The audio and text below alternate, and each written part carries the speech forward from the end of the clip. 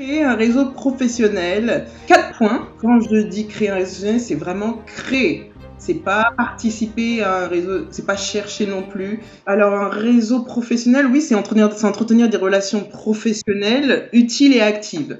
C'est-à-dire maintenir ces relations, pas forcément avec un objectif. Parce que si tu fais avec un objectif, les gens ils vont te voir venir au loin. Parce que tu viens toujours avec une demande en fait. Alors qu'un réseau, c'est entretenir des relations et à un moment donné, quand on a besoin, la demande soit spontanée et naturelle parce que vous vous connaissez. En gros, c'est entretenir des relations, partager et s'entraider. La première question, c'est est-ce que j'ai des professionnels, entrepreneurs ou professionnels dans mon entourage? Parce que avant d'aller chercher ailleurs, il faut d'abord savoir ce que l'on a dans son panier, entre guillemets. Fais un tour de tes contacts pour savoir qui est professionnel, c'est-à-dire soit salarié et entrepreneur, parce que c'est pas la même chose. Salarié, il y en a qui peuvent devenir entrepreneurs. Et entrepreneur, bien sûr, salarié, c'est un peu plus rare. Comme ça, tu peux déjà faire un tri et une liste de tes contacts. Ensuite, la deuxième question, c'est identifier les professionnels avant d'entrer en relation avec eux. Comme on a fait un profil client, tu fais une fiche d'identité professionnelle. Si c'est un entrepreneur, quel type d'entrepreneur est-il? Son activité,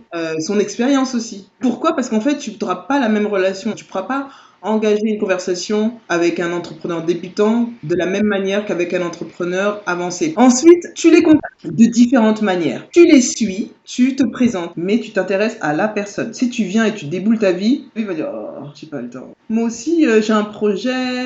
Ça serait intéressant d'échanger sur ce qu'on tu vois. Et la dernière, c'est entretenir son réseau. C'est un peu tout ce qu'on a dit, mais de façon proactive. C'est-à-dire que c'est bien beau de liker ou de suivre, de dire que je suis entrepreneur, mais il faut nourrir. Donc, soit on est sur les réseaux, si on veut rester à distance parce qu'on n'a rien à offrir, on se soutient. De façon légitime, hein. Être sensé, tactique et pas malvenu. Puis toi-même, tu vas te sentir moins mal à l'aise de contacter cette personne. Tu peux appeler de temps en temps. Là, tu es plus engageant. Tu likes pas, t'appelles. La voix, c'est quand même important, c'est humain.